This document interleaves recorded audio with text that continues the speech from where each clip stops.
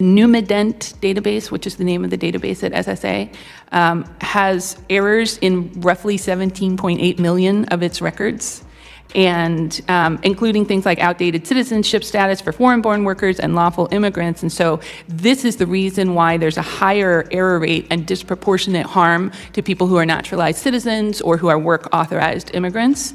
And so in order to correct all of those things, you would have to consolidate across federal and state systems a massive amount of personal data, and then it would need to be continuously updated. Illinois wants you to believe that verifying legal workers is dangerous, but letting millions of illegal workers vanish into the economy is somehow acceptable.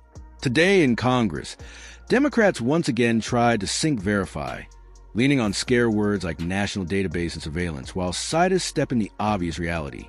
The real problem isn't enforcing immigration law. The problem is a federal government that can't manage its own records, and Democrats who exploit that failure as an excuse to block enforcement altogether. If you're tired of the spin and want the facts, subscribe. This is Waste of Headlines, and we don't let them rewrite reality. Thank you so much for joining us today. In your written testimony, you outlined several reasons why the E-Verify does not work the way that committee Republicans claim it does. Could you walk us through the most significant problems with E-Verify's effectiveness? And what do you know about the system's error rates and the number of work-authorized people who are wrongfully flagged or rejected from employment each year? Yes, thank you for the question. So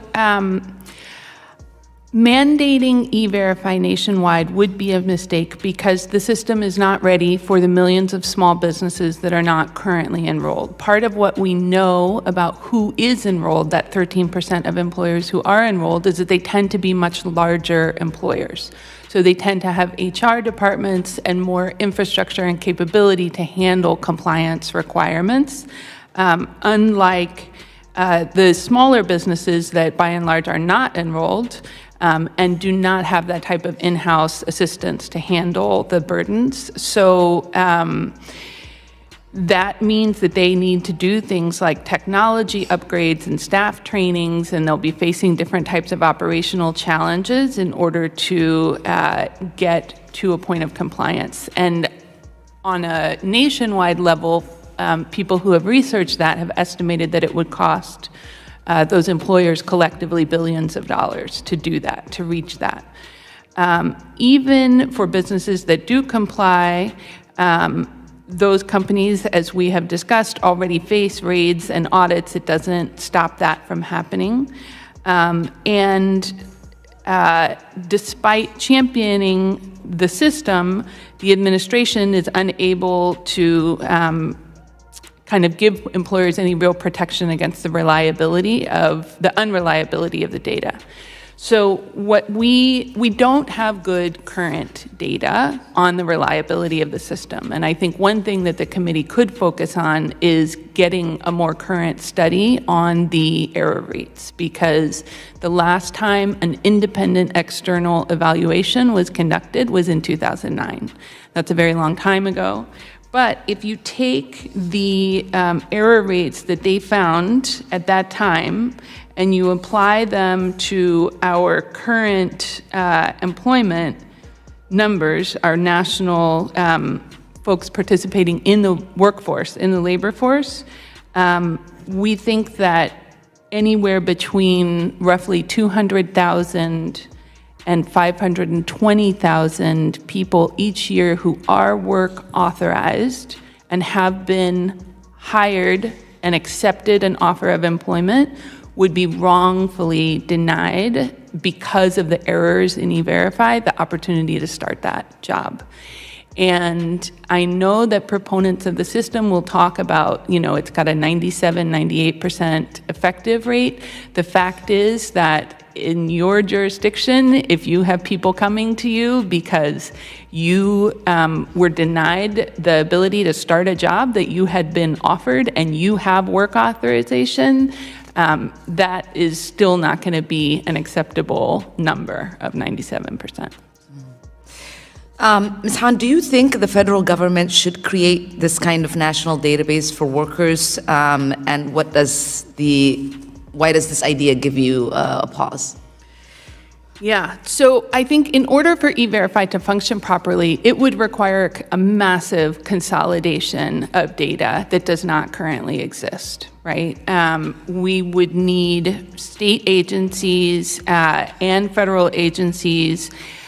We would need the photo databases, and then in addition, what we haven't even talked about yet is the flaws in the SSA database and how those affect people in this system as well, right?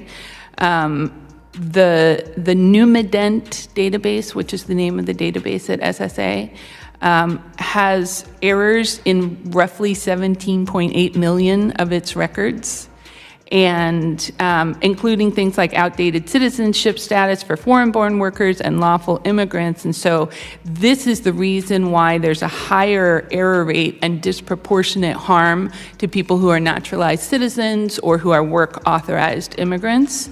And so in order to correct all of those things, you would have to consolidate across federal and state systems a massive amount of personal data, and then it would need to be continuously updated, and you would have to link the identity information across the country. And that process is not only impractical, but it would effectively create a centralized national ID infrastructure that tracks every worker in America. And that raises some serious privacy concerns. And beyond the risk of hacking, I think it also would expand the government's, it would enable the government to conduct surveillance far beyond employment verification, eroding civil liberties and creating a tool to monitor individuals in a way that it was never intended. Thank you. Thank you. Next. This hearing was supposed to be another Ilhan Omar-style hit job on E-Verify, and at first it looked that way. Democrats brought in an immigration lawyer to talk about error rates, costs, and data flaws. But if you actually listen closely, the testimony completely undermines Omar's narrative. The witness did not say verify is immoral. She did not say verifying work eligibility is wrong. And she did not argue that immigration law shouldn't be enforced. What she did say, something Democrats hate admitting, is that federal databases are outdated, poorly maintained, and riddled with errors. And yes, that creates problems for lawful workers. But that's not an argument against enforcement. That's an indictment of bureaucratic incompetence.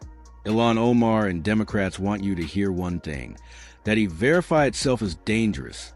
But the testimony says something very different.